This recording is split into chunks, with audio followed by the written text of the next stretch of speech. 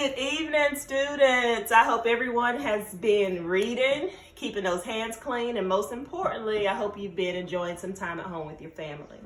Before we left, we started a really exciting journey of hatching eggs.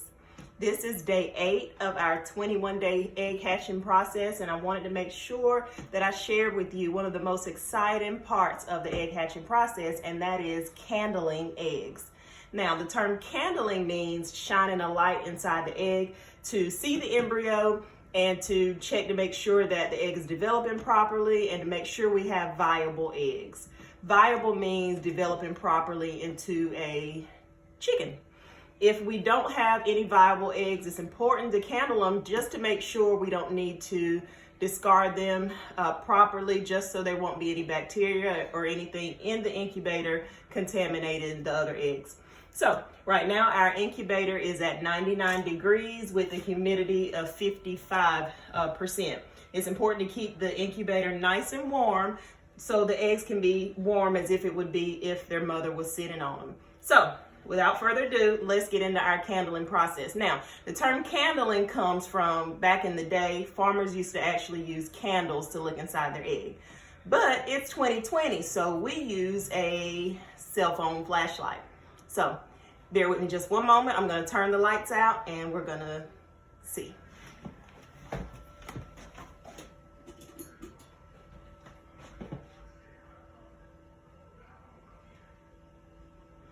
All right, I'm excited, y'all. I'm excited. All right, we have 7 eggs, of course, and we're hoping that all of them are viable eggs. I have not looked at each one of them. I've only looked at a few, so you all are going to get a sneak peek of this one particular egg along with me for the first time. I have not looked at this egg. Now, we should be able today to see an embryo, which is, of course, a baby chicken. We should be able to see an embryo, and we should be able to see some blood vessels surrounding it, as well as the air sac. All right, I'm just gonna hold the light under the egg, and I see it already. Look, guys, look at that. All right, the dark spot you see, in there is the embryo. That is the baby chick, and we may actually even be able to see it moving some. The lines that you see, I don't know if you, let me see if you can see it a little better. It's moving, guys. Do you see it moving? It's moving around in there. Awesome. The little lines that you see around there are blood vessels. Those are veins, of course, supplying blood to the embryo. Now, this light spot that you see at the bottom, this is the air sac. Of course, we know that all living things require air to breathe. Even though it's inside this egg, it's living and it needs oxygen. And that's what this little air sac, this little bubble down here does. It supplies air to the embryo. So this is a viable egg. In 13 more days, we're going to have a baby chick come out of this egg.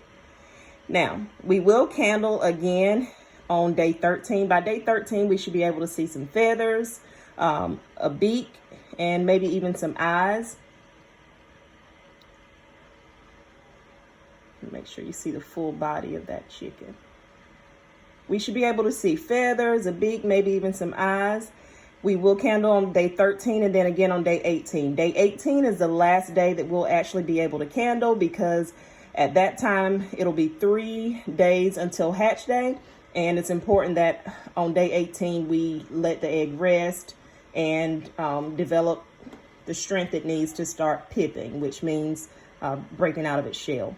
So I will be back with you on day 13 to see what else we can see at that point. Maybe we'll candle a few other eggs. I'm going to, of course, leave you with a question, and you can go on and put your answer down in the comment box below. Our question is, why is it important to candle your eggs? Why is the candling process important? Leave your comment in the comment box below, and I will be back with you. Thank you so much, Roland Norman 2nd grade class.